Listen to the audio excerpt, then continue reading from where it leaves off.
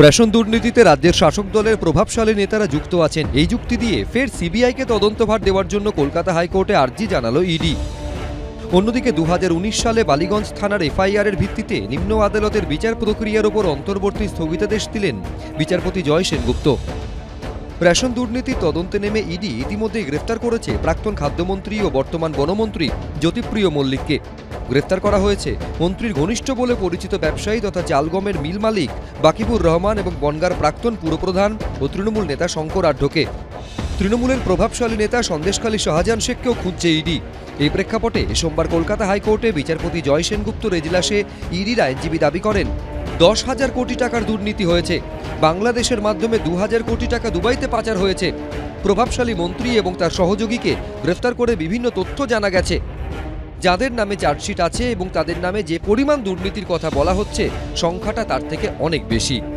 যেহেতু রাজ্যের শাসক দলের প্রভাবশালী নেতারা যুক্ত আছেন, তাই এই মামলা সিবিআইকে দেওয়া দরকার। তখন বিচারপতি জয় সেনগুপ্ত বলেন, এই মুহূর্তে সার্বিকভাবে কোনো অন্তর্বর্তী নির্দেশ দেওয়ার সুযোগ নেই। শুধুমাত্র বালিগঞ্জ থানায় 2019 সালের দায়ের হওয়া এফআইআরের ভিত্তিতে নিম্ন আদালতের বিচার প্রক্রিয়ার উপর অন্তর্বর্তী স্থগিতাদেশ দিল আদালত।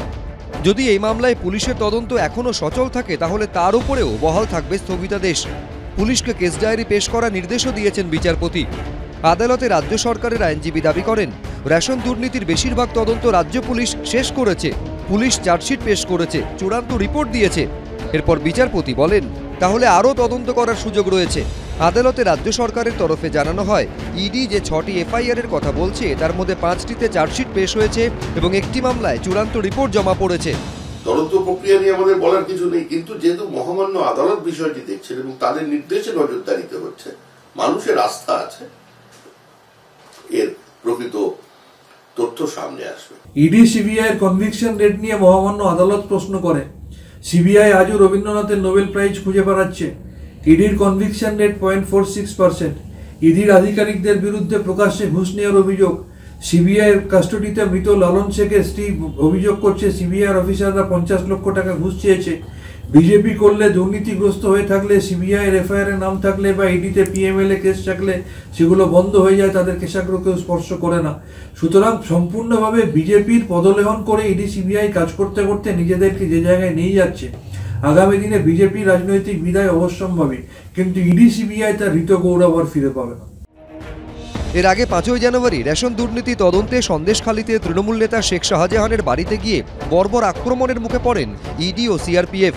রক্তাক্ত হন ইডি আধিকারিকরা। তা নিয়েও সিবিআইকে তদন্তভার হস্তান্তরের দাবি করেছিল ইডি। 17ই জানুয়ারি সন্দেশখালী কাণ্ডের তদন্তে সিট গঠন করে দেয় কলকাতা হাইকোর্ট, যেখানে ইসলামপুরের পুলিশ সুপারের পাশাপাশি একজন সিবিআই অফিসারকেও রাখেন বিচারপতি জয় সেনগুপ্ত। পরদিন সেই প্রসঙ্গে আদালতে সিবিআই জানায়, কোনো নাম দেওয়া সম্ভব হচ্ছে না, হাইকোর্টের কাছে আরও সময় চায় তারা। আর এবার রেশন দুর্নীতি তদন্তে প্রভাবশালী যোগ, পুলিশের বিরুদ্ধে অনাস্থা এবং দুর্নীতির ব্যাপকতার যুক্তি দেখিয়ে সিবিআইকে তদন্তভার দেওয়ার আবেদন করল ইডি। 5ই মার্চ এই মামলার পরবর্তী শুনানি। সৌভিক মজুমদার, দীপক ঘোষ, সত্যজিৎ বৈদ্য, এবিপি আনন্দ।